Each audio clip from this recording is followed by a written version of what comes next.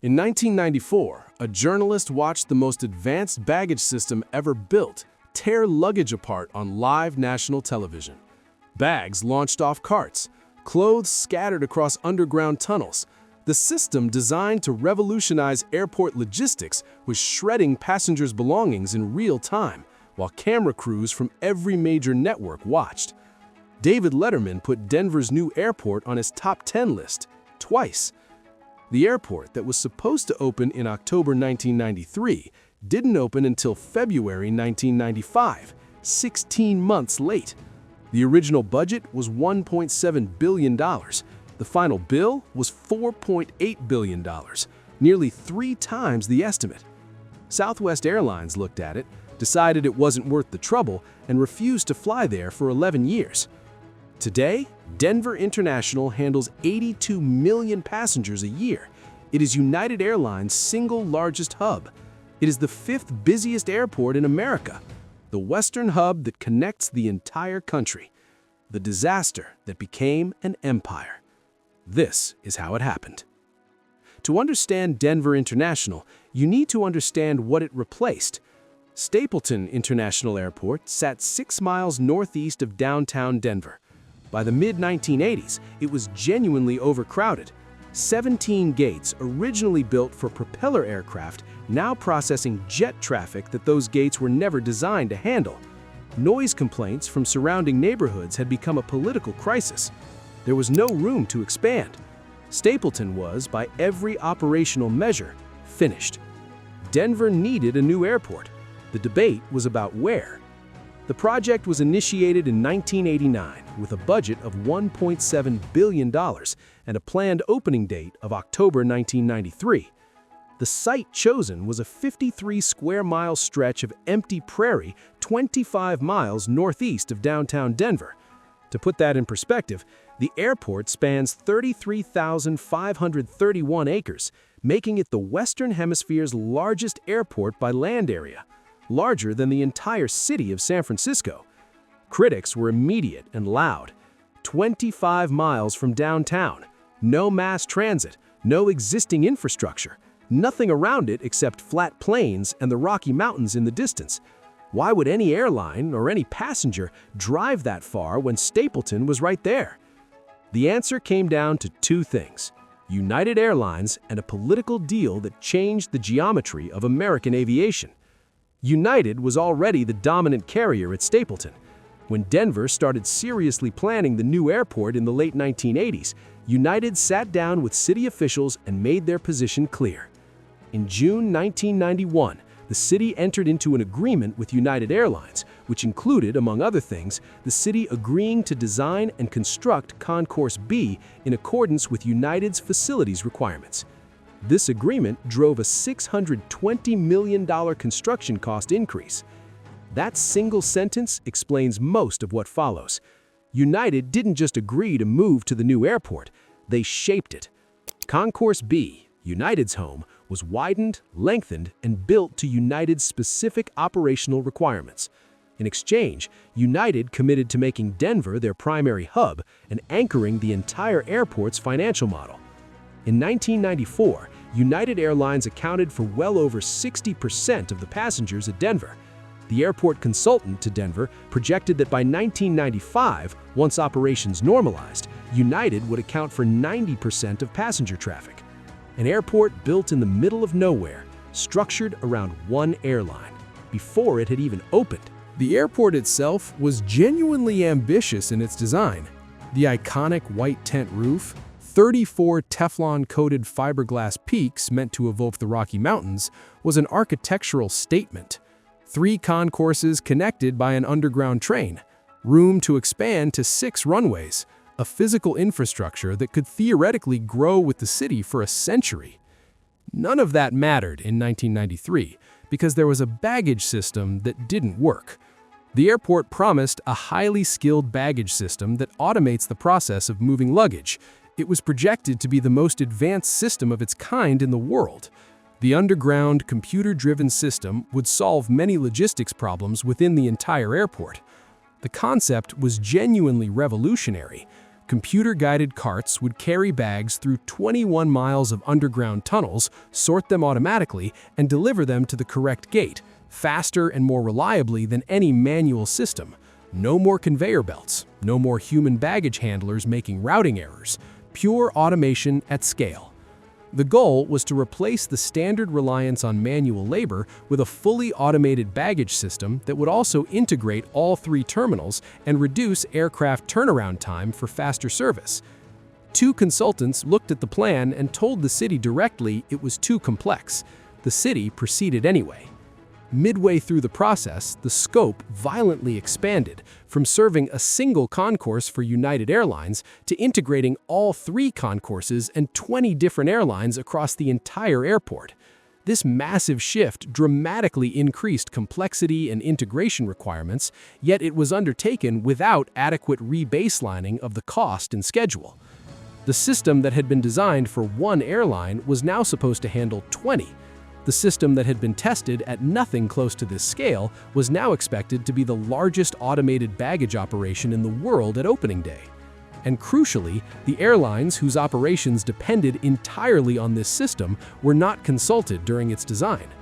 Key stakeholders, the airlines, were excluded from the initial decision-making. Once the airlines were finally asked for their opinions, they required major changes: ski equipment racks, different handling for oversized luggage, separate maintenance tracks for broken carts. The requests required major redesign on portions of the project that had already been completed. When the system was finally demonstrated to media in 1994, while the airport was already months past its original opening date, the system launched, chewed up and spit out bags regularly during the demonstration. It became the most public construction failure in American airport history. David Letterman read jokes about it on late night. The city of Denver became, in the words of local residents at the time, a place of constant fingers-crossed anxiety. The airport opened in February 1995, 16 months behind schedule, with cost overruns estimated at $560 million, much of which was attributed to the baggage system. The system was eventually decommissioned in 2005 and a traditional manual system installed in its place. The baggage system's dramatic failure delayed the airport's opening by 16 months, costing $1 million daily in 1994. Every day of delay cost the city $1 million.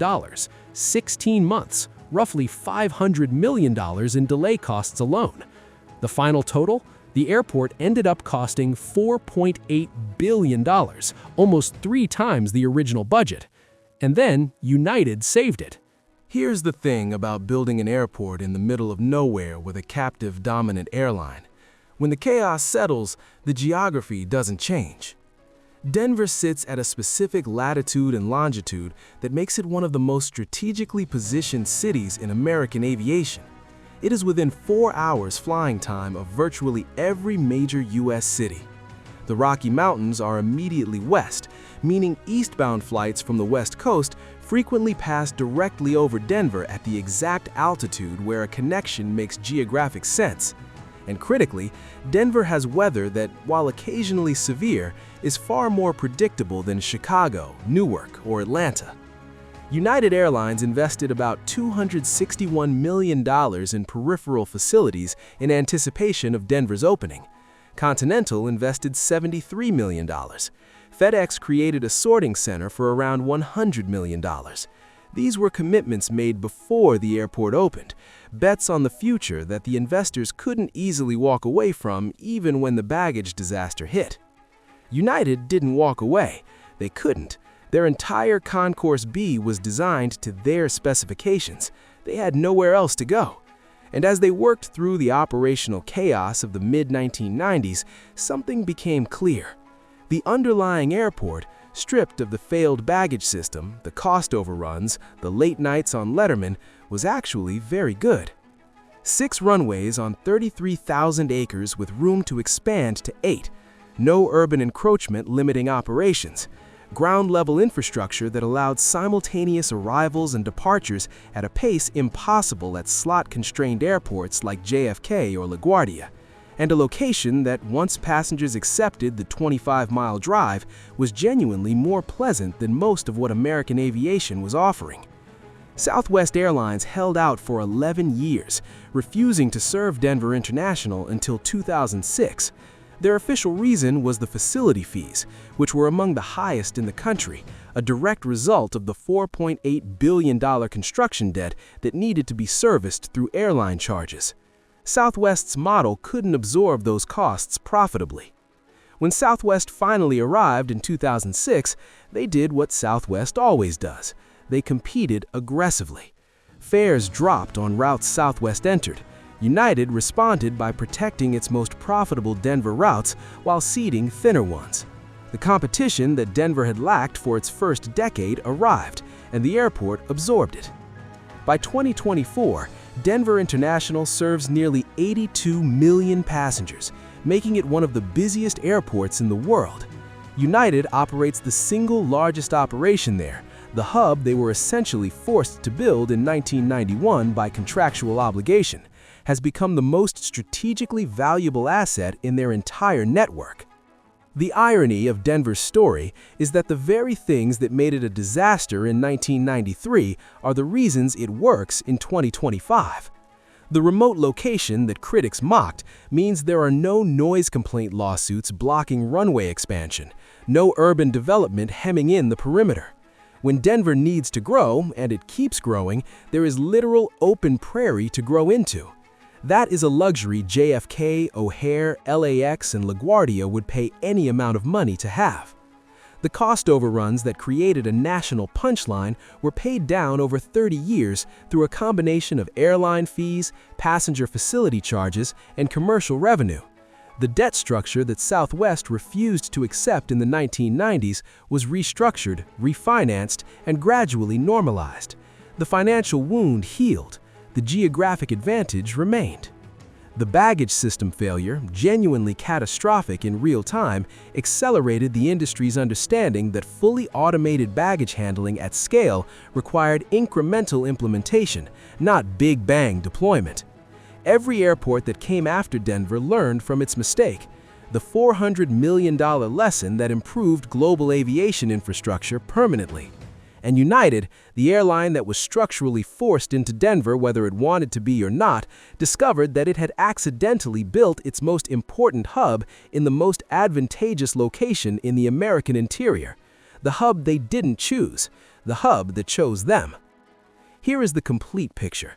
Denver International cost $4.8 billion when it was supposed to cost $1.7 billion. It opened 16 months late. Its baggage system destroyed luggage on national television, delayed the opening by a year and a half at a cost of $1 million per day, and was quietly decommissioned a decade later. United refused to fly there for 11 years. The SEC investigated the city's financial disclosures. David Letterman made it a punchline. And today, it handles 82 million passengers a year. United's largest hub, the fifth busiest airport in America, the connecting spine of Western United States aviation, running on 6 runways with room for 2 more, in a location with no urban constraints, no slot restrictions, and no political battles over a 3rd runway that will never be built. The disaster that became an empire didn't happen because someone planned it that way. It happened because the geography was right, the dominant airline had nowhere else to go, and 30 years of operational reality ground down the mistakes until what was left was something that actually worked. There is no other airport story in America quite like it, the most expensive failure that produced the most strategically successful, against all logic and completely by accident.